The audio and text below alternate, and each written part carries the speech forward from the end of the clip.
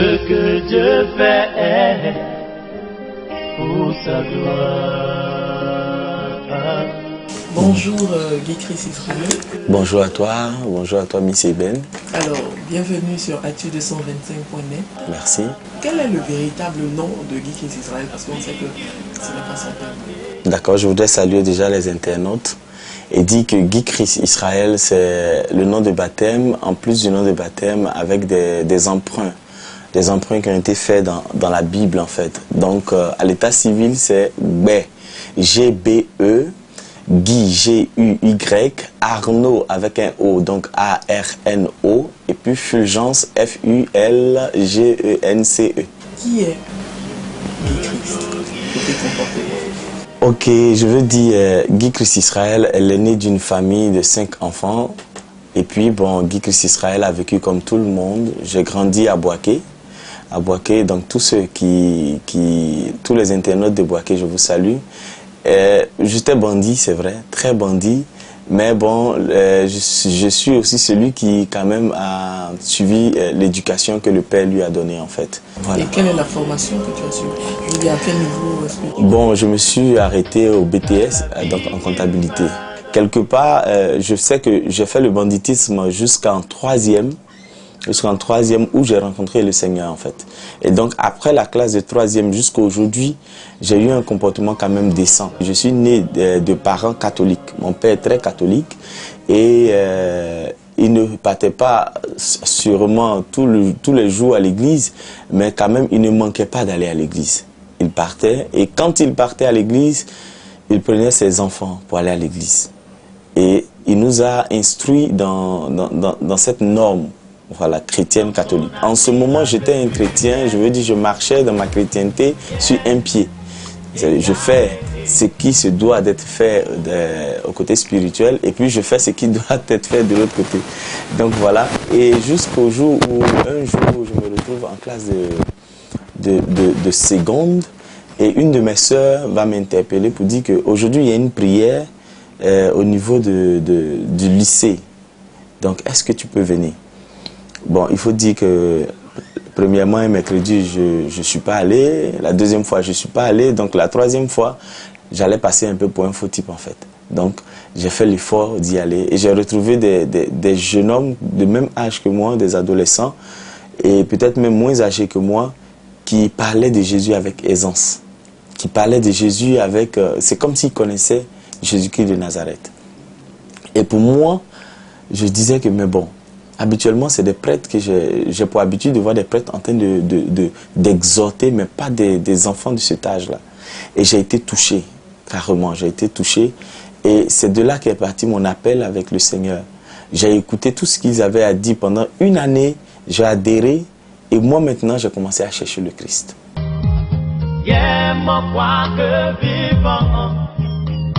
Aujourd'hui, sa vie coule en moi. Comment est-ce qu'a commencé l'amour de la chanson?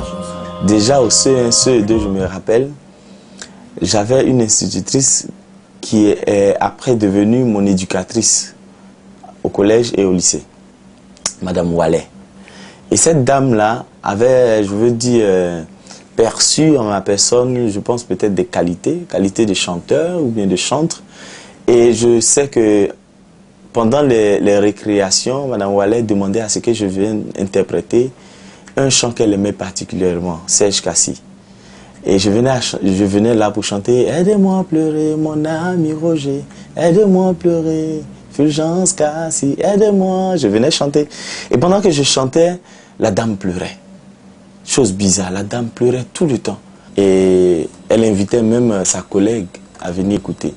Et les deux se mettaient à pleurer. Et je pense que c'est de là que peut-être est parti. Je n'avais pas pris conscience, mais j'aimais interpréter les chansons comme ça, mais bon, sans toutefois savoir que ça allait me conduire un jour au stade où je suis. Et je vais militer à partir de 2000, après mon baptême bien sûr, en 2000 parce que j'ai été baptisé en 2000, je vais militer dans une chorale, le chœur Saint-Michel-Archange, Nimbo Boaké. Et dans cette chorale, je vais apprendre. Et après quoi, je vais rencontrer une communauté, la communauté catholique des enfants de Padre Pio. Je vais militer encore dans cette communauté, je vais appartenir, j'appartiens toujours à cette communauté. Et c'est dans cette communauté encore, je vais apprendre à chanter, mais chanter différemment. Chanter avec un charisme. Je vais apprendre comment prier, comment louer le Seigneur, comment intercéder, comment dans la vie spirituelle. Et voilà pourquoi aujourd'hui, peut-être, quand Guy Chris chante, ça touche les gens, parce que j'ai appris, aux côtés de mes pères, j'ai appris à connaître Jésus-Christ de Nazareth. J'ai appris à le toucher. Voilà. Puis tout pour sa gloire, tout pour sa gloire, ma vie pour sa gloire. J'ai vécu des choses pénibles. Je sais qu'autour de chez moi, quand j'étais au CE1, tous ceux qui vivaient autour de moi, de notre famille, étaient éclairés par, je veux dire, l'électricité en fait. Mais nous, on vivait encore sur des lampes champêtres, vous comprenez un peu, ou des bougies. On étudiait sur des bougies, et puis bon, je veux dire, une famille modeste quoi. Quand le papa a de l'argent aujourd'hui, on peut aller à la CIE pour dire, bon, on va faire un abonnement. Le jour qu'il n'y en a pas, bon, on coupe le courant et puis on reste dans le noir. J'ai vécu, je pense que de quelle année à quelle année, juste en 92, 91, où ça n'allait pas trop chez papa, il était obligé de faire partir son aîné à Odiéné. Pourquoi? Parce qu'il n'arrivait pas à joindre les deux bouts. Donc scolariser et moi et mes deux petits frères qui venaient, c'était un peu compliqué. Je me rappelle une fois quelque chose qui m'a quand même meurtri, mais qui est pour moi aujourd'hui un enseignement. Une nuit, nous sommes restés sans manger. On ne faisait pas la grève de la faim. Hein. Ce n'était pas aussi le jour d'un vendredi saint pour dire qu'on va jeûner. Voilà, donc, mais bon, parce que papa était sorti, il est parti chercher de l'argent pour venir nourrir ses enfants, mais ça n'a pas été le cas. Donc quand il est rentré, il était venu bredouille à la maison. Et maman, ne sachant quoi faire, elle a tapé à la porte du voisin, mais il n'était pas là, c'était un taximètre. C'est le matin qu'elle a pu voir le taximètre pour lui demander une pièce de 100 francs. C'était, je pense, avant la dévaluation. Donc 100 francs, c'était beaucoup. Avec les 100 francs, elle a pu acheter de la tchéké pour que nous puissions manger. J'ai encore à l'image le visage de ma mère en train de demander une pièce de 100 francs pour manger. Et au sorti de là, je pense que le vieux m'a envoyé au dîner. J'ai souffert ce que j'ai souffert. J'ai appris à être un homme. J'ai vendu de l'eau sur la tête. Hein? Comme dans les marchés, tu as de l'eau sur la tête, tu vends. Voilà, j'ai appris à vendre de l'eau, à me débrouiller en fait. Et dans le temps, je pense que je vendais aussi avec un de mes oncles qui lui travaillait à Emi Jat Music, qui était une grosse boîte de distribution ici en Côte d'Ivoire. Donc j'ai appris à vendre avec lui. J'ai vendu des CD d'Alpha Blondy. Et un CD vendu, tu avais, je pense, 500 ou 250 francs de revenus. Donc il fallait vendre assez. Et heureusement, dans ce temps-là, Alpha Blondy vendait. Jésus,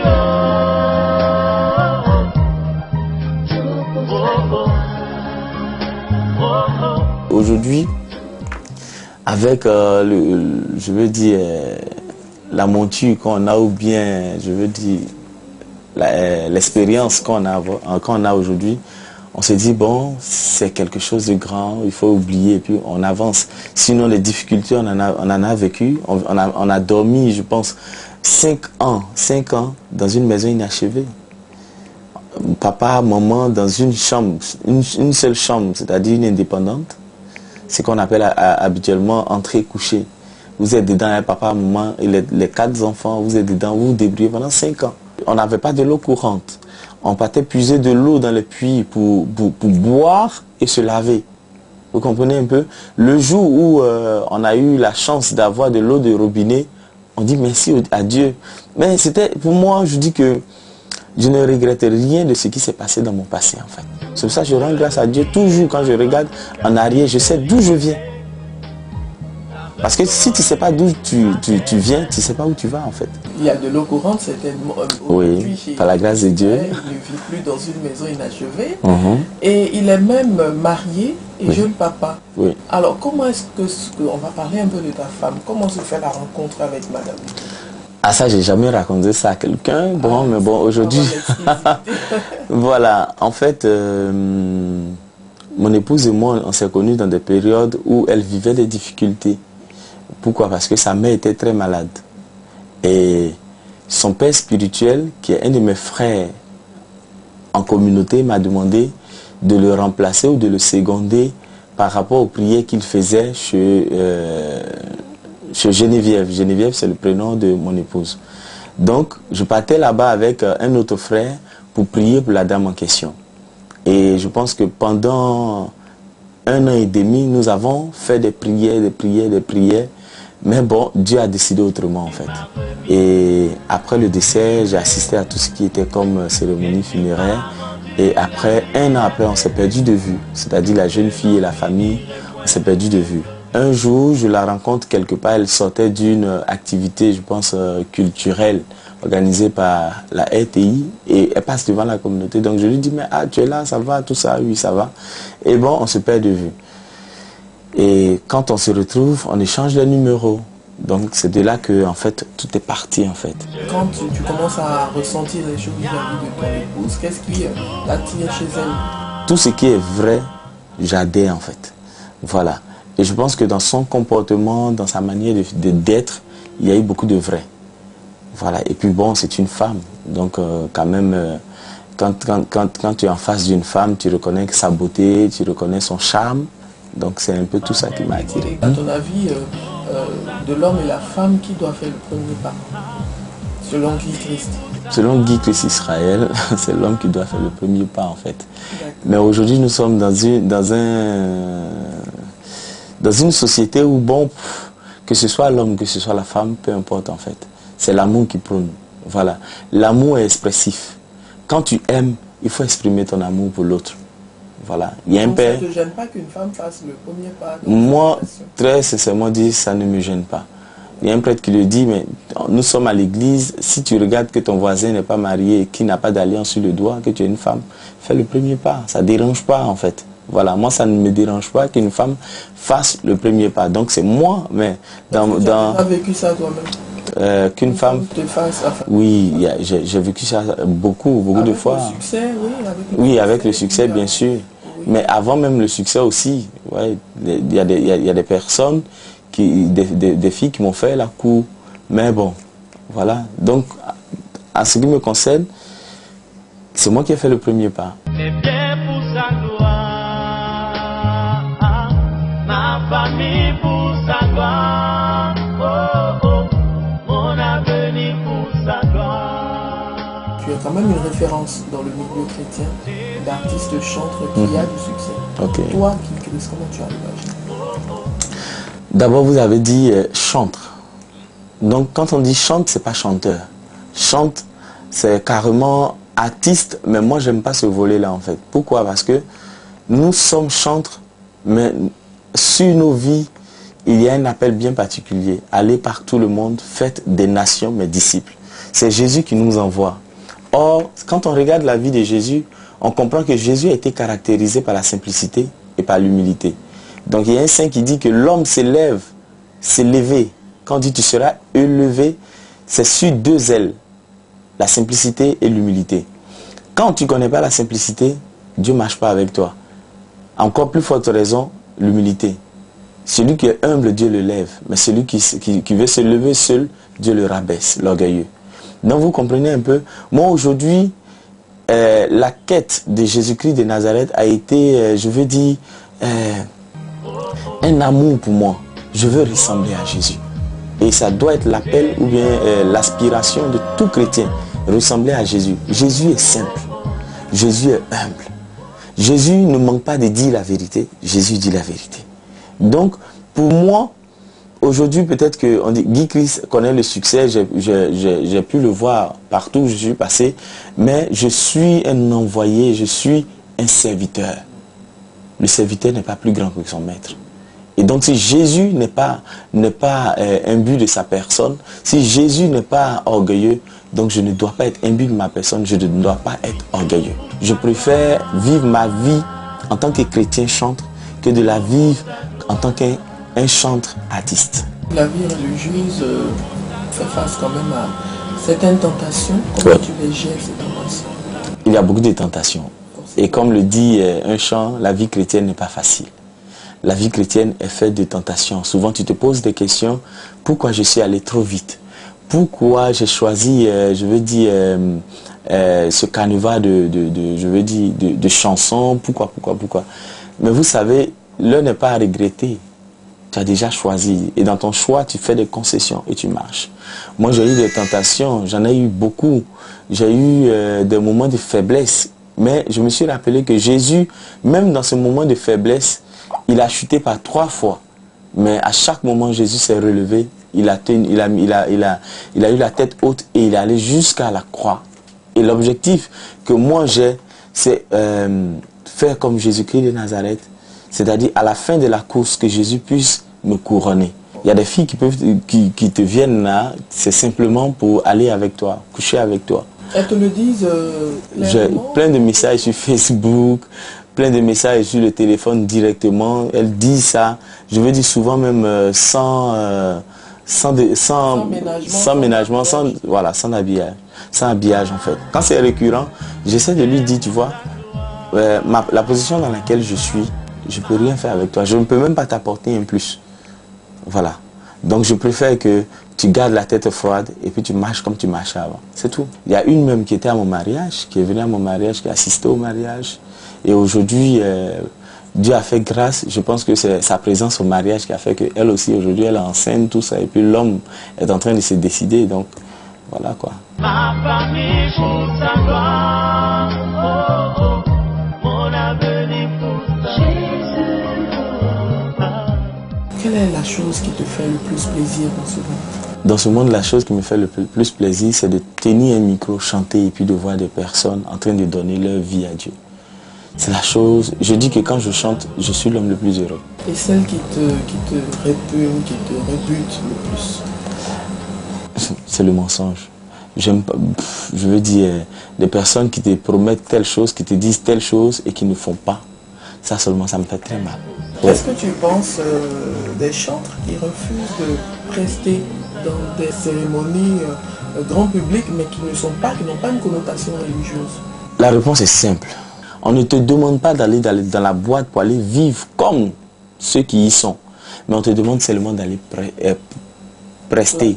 Voilà. Or, prester pour toi, c'est proclamer la parole, l'évangile de Jésus-Christ de Nazareth. Quoi de plus simple? Moi, je dis toujours, je n'ai jamais mis pied dans les bars climatisés.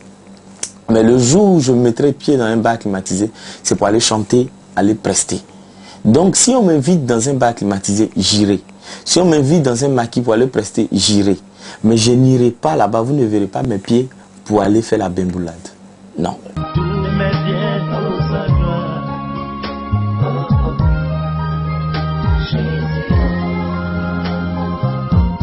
Quelle est ton actualité en ce moment? Bon, mon actualité, je pense que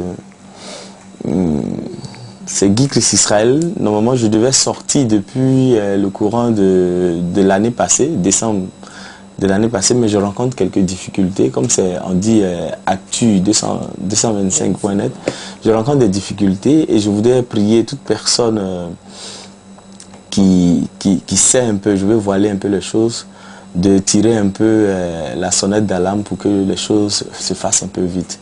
J'ai des difficultés avec mon producteur depuis lors, donc je devais sortir depuis décembre, mais malheureusement l'album n'est pas encore sorti. 12 titres avec pour titre Suprême Rançon pour faire encore les éloges de Jésus-Christ de Nazareth. Mais je pense que cela va se faire, mais dans pas longtemps je ferai sortir un single pour dire à mes fans, pour dire à toute la Côte d'Ivoire, à l'Afrique et au monde entier que je suis encore là, que Jésus-Christ est Seigneur.